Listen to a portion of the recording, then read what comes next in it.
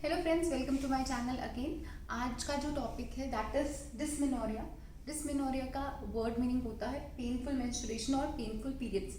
ये टॉपिक मैंने इसलिए चूज किया because it is clinically relevant topic. Every female can relate to this painful periods, या फिर अगर मेडिकली इसको डिफाइन किया जाए तो it is periodical cyclical lower abdominal spasmodic pain felt during periods. तो जितनी भी हमारी फीमेल्स हैं, जब उनको पीरियड स्टार्ट होते हैं तो जो लोअर एब्डोमिनल हमारे पेट में दर्द होता है, स्पाज्मोटिक टाइप का जो पेन होता है, उसको हम बोलते हैं डिस्मेनोरिया। एंड काफ़ी फीमेल्स इससे बहुत ज़्यादा अफेक्टेड होती हैं। तो लेट्स स्टार्ट, कैसे इसको हम पढ़ेंगे। डिस्मेनोरिया को हम प्राइमरी और सेकेंडरी में डिवाइड करते हैं, क्लासीफाई करते हैं।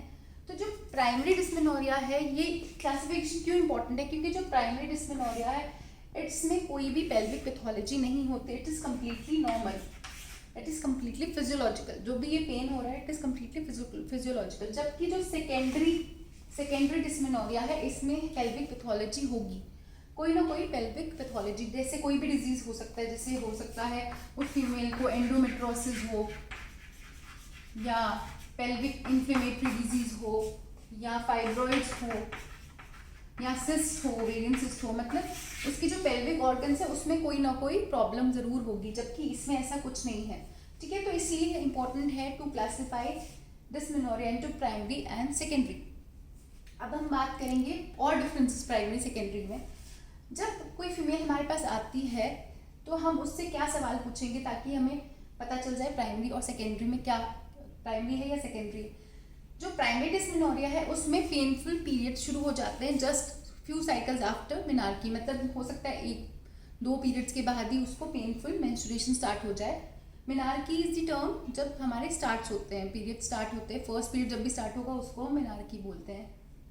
इसमें जबकि क्या होगा, पहले इनिशियली पेन फ्री पीरियड्स होंगे। मतलब उस फीमेल को हो सकता है कुछ सालों तक पेन ना हो, कुछ सालों के बाद अचानक से, या कुछ सालों तक पेन कम हो और अचानक से बढ़ जाए। ठीक है, और इसमें पेन जो होती है प्राइमरी में it last for 48 hours maximum. उसके बाद धीरे धीरे विद जैसे जैसे आपका 3rd डे 4th डे होगा तो पेन खुद सबसाइड हो जाएगी।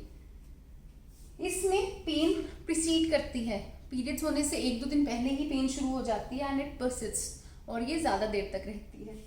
ठीक है, और क्या सिम्टम्स एसोसिएटेड होते हैं डिस्मेनोरिया के साथ? नॉशिया हो सकता है, वॉमिटिंग हो सकता है, बैक एक हो सकता है, कुछ लोगों को डायरिया की कंप्लेंट भी रहती है। तो these are the symptoms associated with primary and secondary dysmenorrhea. अब हमने क्लासिफिकेशन तो पढ़ लिया, बट बेसिक क्या रीजन क्या है, cause of pain, painful periods क्यों होते हैं? तो उसका जो मेन कल्प्रिट है वो है prostaglandin, due to local release of prostaglandin. Prostaglandin जब बनता है लोकली तब पेन होती है। और ये कैसे पेन कराता है?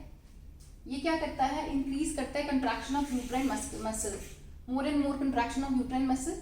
सेकेंड, ये क्या करता है, मसल को तो कंट्रैक्ट कराता है, पर जो ब्लड वेसल जो यूट्रस मसल को सप्लाई करते हैं उसको भी कंस्ट्रक्ट करता है। धीरे धीरे क्या होगा, ischaemia of the uterus muscle. ठीक है, और सेंसिटाइज कर देता है नर्व एंडिंग्स टू पेन।